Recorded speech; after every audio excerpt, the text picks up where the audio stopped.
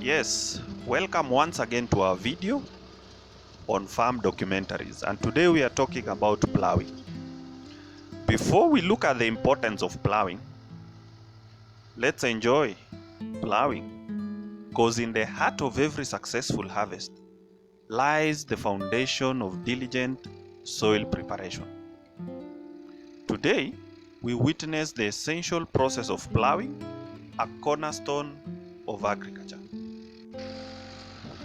As the tractor engines rose to life, its powerful machinery springs into action, ready to embark on the journey across the 3 acres of land.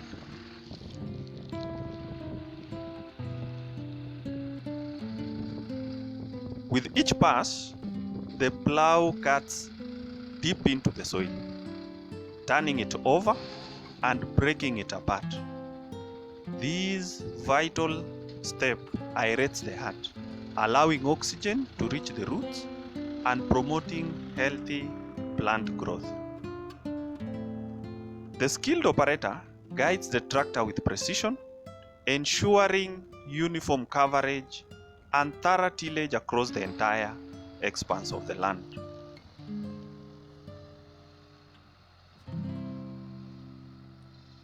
But now, let's look at some of the importance of ploughing before planting, because it plays a crucial role in agriculture for several reasons. And these are some of them. Number 1, weed control. Ploughing helps to bury and uproot weeds, reducing weed competition with crops during the early stages of growth. Number 2, soil aeration, as we had discussed earlier. Ploughing breaks up compacted soil, allowing for better air circulation and root penetration. This improves soil structure and promotes healthier root development. Number 3, water infiltration.